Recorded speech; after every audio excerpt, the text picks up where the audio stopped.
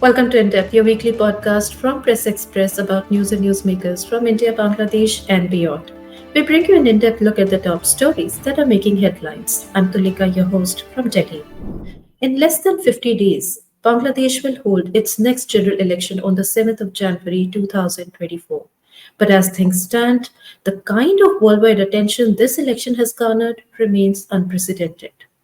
There's also the common rhetoric about the main opposition party, the BNP or the Bangladesh Nationalist Party, and whether it will participate in the election or not. If not, foreign observers seem to think that it's going to be a one sided election. But with 45 political parties registered to contest the polls, what really is the ground reality? And to help us break this down, I have two amazing guests joining me today from Delhi and Dhaka. First up, I'd like to introduce Mr. Shamsher Mubin Chaudhary. He is the chairperson of the Trinamool BNP, the political party which is also contesting the election. Welcome, sir. Thank you. Thank you for joining us today. I also have with me Dr. Sri Radha Datta. She's a professor at the OP Jindal University in Delhi. She's an international affairs expert. Welcome, ma'am. Thanks, Talika. So I'll start with you first, ma'am, and I want to ask you a very direct question. When seen from a global lens, the Bangladesh election is mostly about the narrative that the BNP is going to participate or not. As an independent observer sitting in India, how do you see this? Awami League government led by Sheikh Hasina was ushered in through a huge resounding victory in 2008 December election. And ever since that, there's been two other Jatiya Samsad elections, which is 2014 and 2018. And Hmm. the 2024 is one we are looking ahead to. But both the elections 2014 and 2018 had some issues, I would say, which is why there's so much of attention being drawn to this particular election, which is likely to be held as per their announcement on 7th of January. Within the next 50 days. In 2014 elections, as soon as Sheikh Hasina had come, ushered in Hmm. power, within a couple of years, in 2011 actually, she had taken away a particular, component which is known as the caretaker government. So clearly in 2024, the whole world is expecting that there's going to be a far more inclusive elections. Yes, when the constitutional amendment was done in 2011, it was done with all the political parties, including members of the BNP, present to agree to the fact that this particular amendment needs to be abolished. But on that note, I also want No, to talk. there were hardly any BNP members, and it wasn't. I mean, they had overwhelming majority. So the Of numbers that course, the overwhelming majority yeah, has always been there. the Yeah. numbers that Awami League had was easy enough for them to pass this resolution. Shamsher, I want to come to you. And I also earlier mentioned that 45, nearly 45 other political parties are registered for these elections next year, including the Trinamool BNP. But what is really happening on the ground? Can you give us a sense of that? Thank you, and thank you for inviting me. And good to see my friend Shirada there. I'm glad you used the word direct question to her because she's always been known to answer directly and doesn't beat around the bush. Hmm. And the other controversy that came around removing that particular provision of the Constitution, it was referred to the court. Hmm. Now, the five-member Supreme Court was divided right between the middle. Hmm. Four said yes, it can be amended. Sorry, two said yes, it can be amended. Two said no, it should not be amended. But Okay. the Chief Justice's vote was that changed the balance. Yes, the caretaker government had its flaws. However, it turned out to be something like throwing the baby out with the bathwater. Hmm. Now, what happened is since then, as Shirada has said, the 2014 election, the BNP boycotted, which tactically was a major mistake by the BNP. Frankly, I was then in the BNP, and we were in the minority who were saying, or rather, we were in the majority who were saying, go for the election. Even the UN had sent a special representative, Hmm. Ban Ki-moon was the Secretary General, to try to mediate between the two parties to find, because BNP was hard, Yes. rigid on having a caretaker government. The Army said it's not constitutional, we cannot do it. And after a lot of attempts, the UN finally gave up because the two major parties could not agree. I still feel very strongly that BNP should have gone into the election, Hmm. and the anti-incumbency factor was already growing. And And was that also one of your main reasons for leaving the party at that time? well, that was 2000. The decision in 2013, 14. It's really seriously disillusioned me. Hmm. That if you are a political party, you test yourself on the ground in the ballot, Absolutely. not through street agitations. The other thing that really um, uh, bothered me very, very seriously was that in 2013, the government of India under Dr. Manmohan Singh had invited Begum Zia as leader of the opposition to an official visit to India. And she Okay. was treated very, very well. She was treated like a head of Okay. government. Okay. And Dr. Manmohan Singh had a meeting and lunch spreading over 3 hours. The newly appointed uh, foreign minister, Salman Khurshid, had a lunch for her at the Hyderabad house, which is very prestigious. Yes. Then leader of the opposition, the Lok Sabha, Dr. Sushma Swaraj, had a long meeting with her. And then eventually it ended up with a meeting with the president, Mr. Pranab Okay. Mukherjee, at the Rashtrapati Bhavan. She returned to Dhaka very happy, and then few days, or a couple of months later, one of Jamaat's leaders was sentenced to death for his crimes in 1971. And this happened around the time Mr. Pranab Mukherjee was visiting as president. And there was a meeting fixed between Begum Zia as leader of the opposition with the Indian president. Hmm. And Jamaat had called a hartal, which is what in India you call bandh, kind of strike, on that very particular day when Begum Zia was supposed to meet Okay. the Indian president. And citing that as an excuse, at the very last moment, she decided not to go ahead with the meeting. And I was given the unpleasant task of conveying this to my Indian friends. Okay. And the reply from the Indian High Commission here was that we note that the chairperson of BNP shall not meet the President of India. So, that said it all. So Okay. that was another case where I felt really I had egg on my face. I mean, Hmm. here I had gone ahead, and she had a very nice trip to India, very well received at the highest level. Mr. Pranab Mukherjee gave her an hour, and she even invited Mr. Pranab Mukherjee to visit Bangladesh. Okay. Okay. That was for me kind of a tipping point. I don't know if there's been a change in BNP because I'm not really in touch with them anymore. Yes, yes. I And don't know. obviously, sorry to cut in, but obviously from then to now, you understand this. You have this entire history. You understand very well the inner workings, the leadership that BNP has come with. But from then to now, do you think the party is even capable enough of having a good representation, a strong leadership representation, if it chooses to participate in the election? You see, this is the major paradox in Bangladesh right now. You see, the Awami League has been in office for 15 years at a stretch. Is that something that That is is really working in the favor of BNP, which clearly doesn't have any strong leadership at the front? But on this is the that note, thing that it is a public support, but at the same time, people realize that it does not have not just a strong leadership, but a leadership who is not even at all who's tested. not present, who is not visible? Yeah, he's out of the country. But in spite Abs- of that, he's in touch over Skype with everybody, and Long the distance public leadership for perception that. is public, yeah, absent leadership, absentee landlord, and I think Awami League would be better off if they formed a grand coalition with parties like ours, which is new, small, but we are in a position to field 300 candidates as of today. Okay. Because the response from the public to join our party is also been very, very good and very impressive, which is really showing there's an anti-BNP feeling also among some people, among many people. But Dr. Sriradha, Shamsher sir had earlier mentioned Army Party, whose registration stands cancelled, but it is also very active politically. What do you feel? How's this scenario going to play out? It's one of the biggest political parties in Bangladesh. Do you see them participating in any way in the upcoming election? You see, the Awami League will be better off if they formed a grand coalition with parties like ours, which is new, small, but we are in a position to field 300 candidates as of today. Because the response from the public to join our party is also been very, very good and very impressive, which is really showing there's an anti-BNP feeling also among some people, among many people. They will, because this registration issue, of course, is a matter of legal matter. But if you look at Bangladesh, the one political party which has Hmm. cadres all across the districts, 64 of them, that's Jamaat.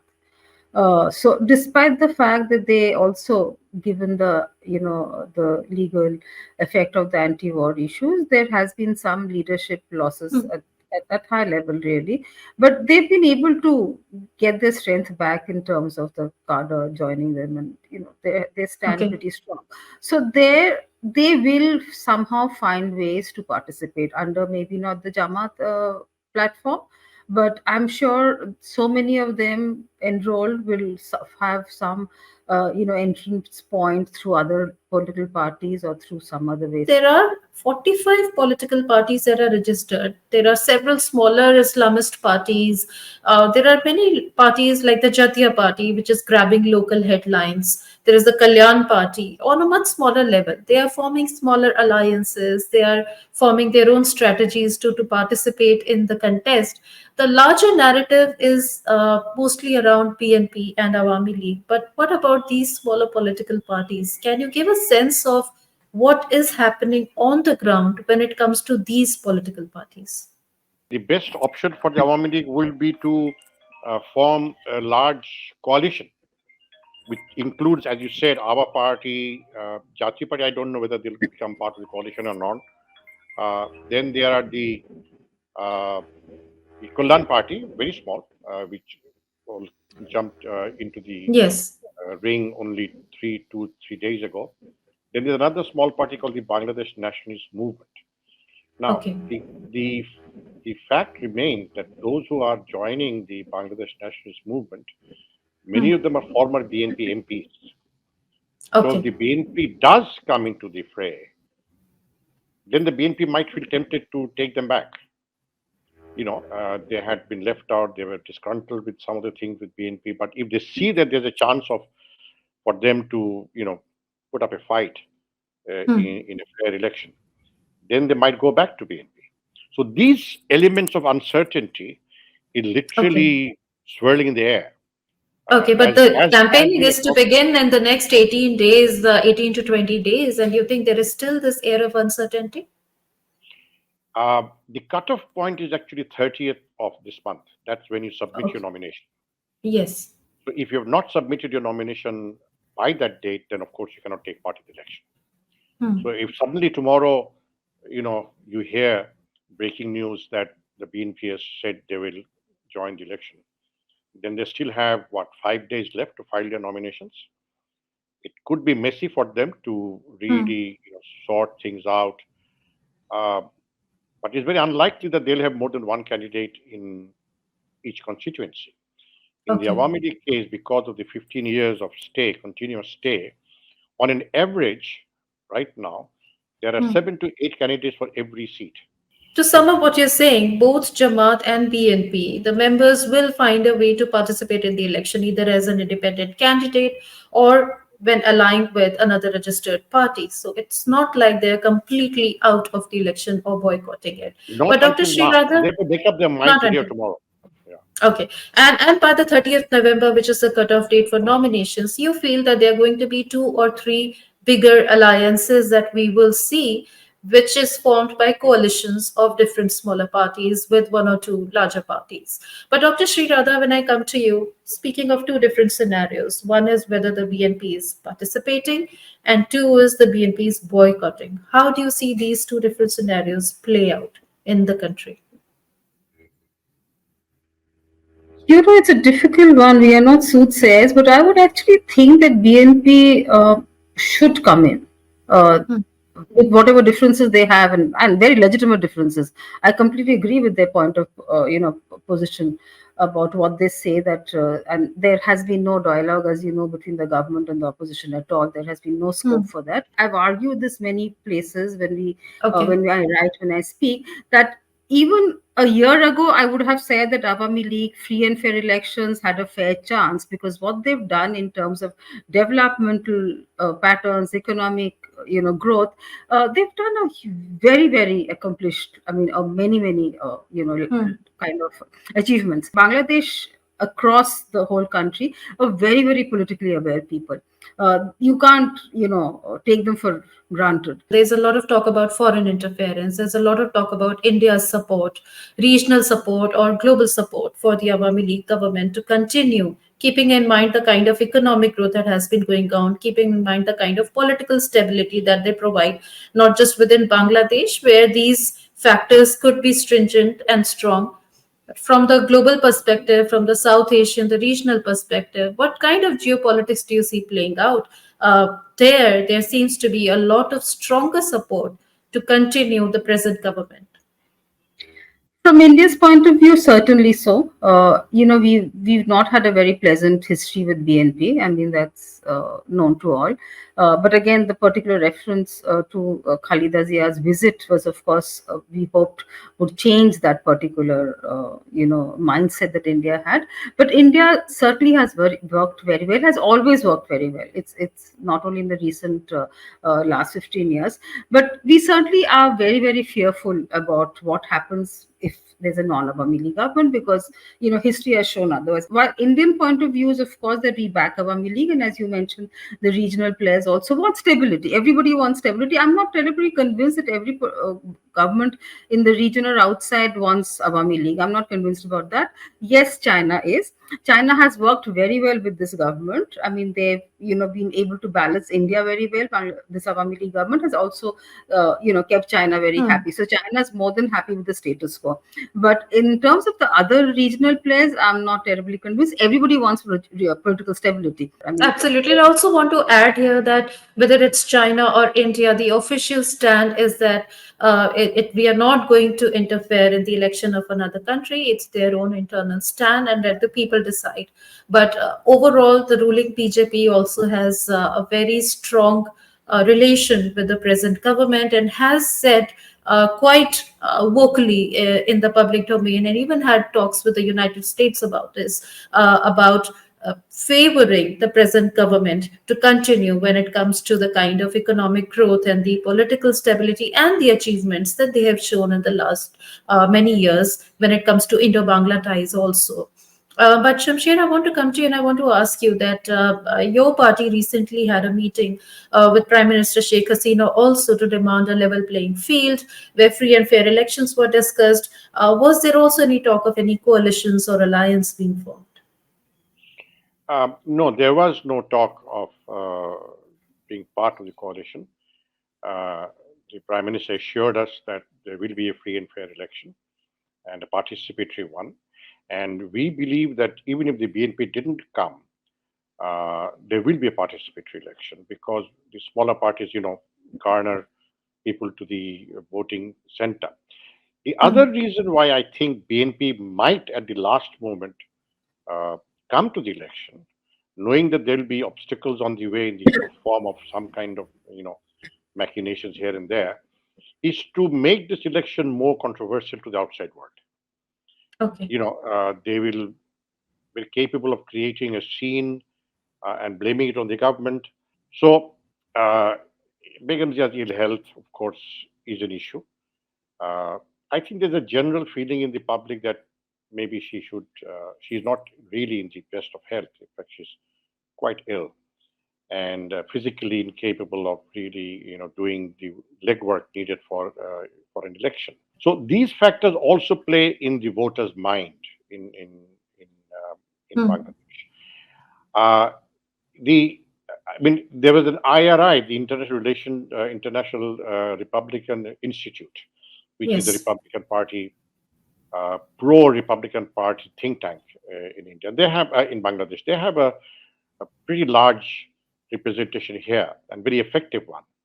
They came out with a survey sometimes in August, I think, uh, which was pretty credible. And in that survey, the question that was asked was that is the government going in the right direction? Hmm. I think less than 25% said yes. Uh, Okay. and then he said, is the prime minister going in the right direction? 70% plus said yes. The other thing that it was interesting in that survey, I mean, there are so many other questions. That Yes, yes, which is your absolutely. main source of news? Why do you base your information on? And 72%, or maybe even more, I think 80%, said the television, the electronic media. Hmm.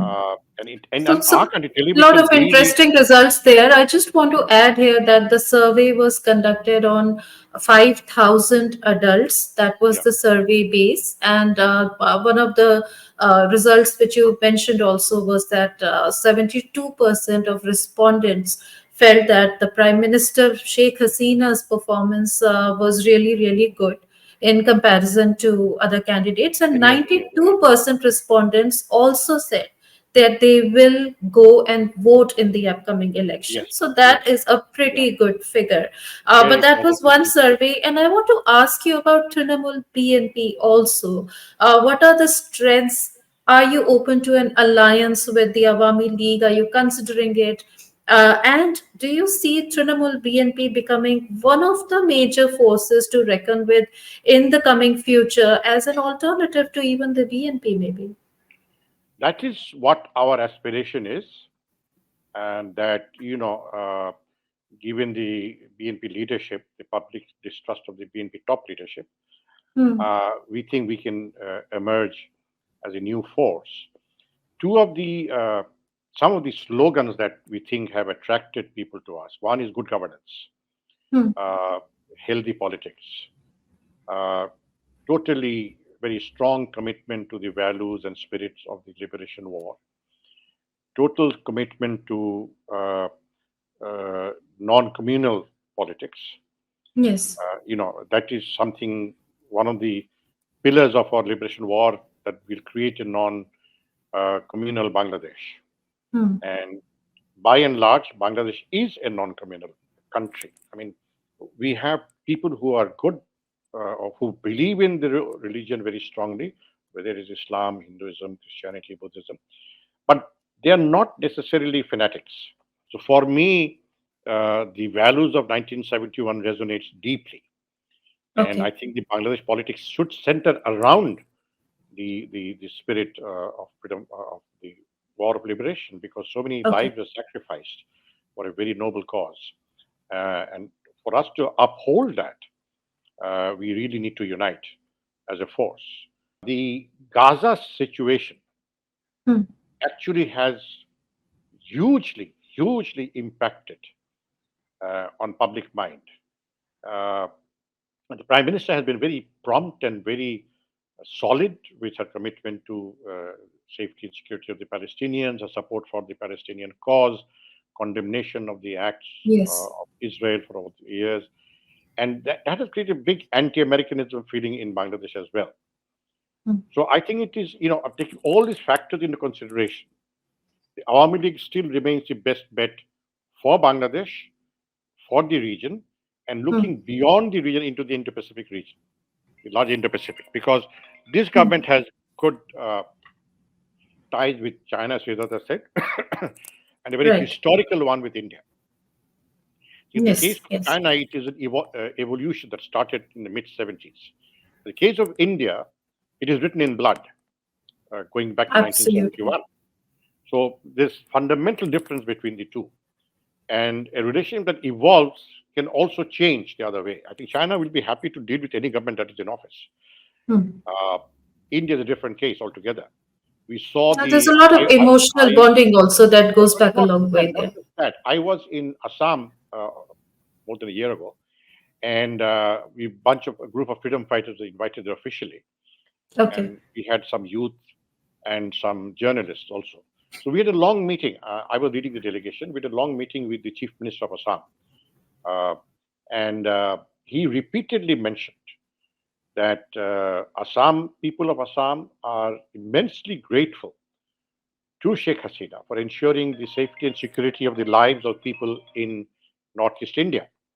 And he said, because Yes. of Sheikh Hasina's zero tolerance for insurgents and terrorist Absolutely. organizations and all those groups of people, the people of Assam can sleep peacefully at night. And he repeated that to me, and he said, please convey this message to your prime minister when you go back. I said, I certainly will.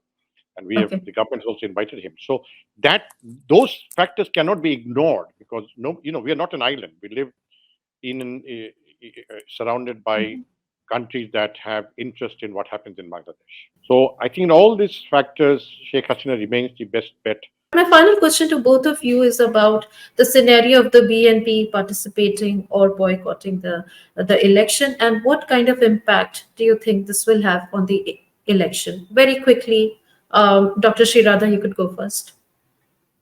Uh, it's again going to be a one-sided election. I mean, I'm aware of Shamsher sitting here and couple of more than couple of political parties who've joined the fray. If BNP, which is a large part of the I mean, the country was largely divided 38%, 35%, whichever way it was. So if that particular group is left outside the electoral race, So I feel that then despite the fact that for 15 years BNP has not been active, it still remains one of the largest oh political yes, parties to I represent the people I there. have no And doubt about that. I have and no doubt therefore their about that. participation is more than welcome and they should be participating. In the Absolutely. event of their boycott, what kind of a scenario do you see playing out?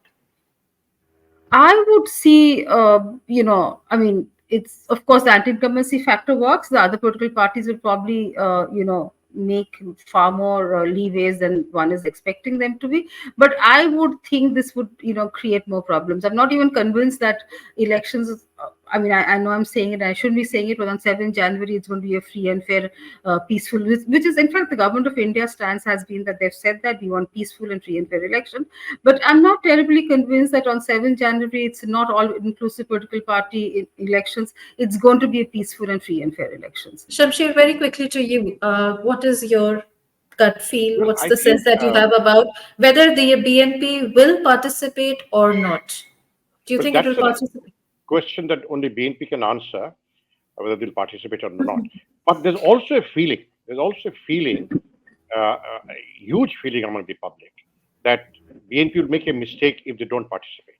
We had some amazing and pretty sharp insights from both of you, which has made the understanding of the whole political ecosystem in Bangladesh much more clearer. Thank you both for joining us. Thank Thank you. you. And for our viewers, I hope you're going back with a more in depth understanding of the political ecosystem in Bangladesh in the upcoming elections and the kind of participation that we are going to see from the other political parties, whether or not BNP chooses to join the election or not. Do feel free to stay connected with me on my email tulika.bhatnagar@pressxpress.org or say hi to me on X or Facebook. Till we meet next time, it's Namaste from Tulika.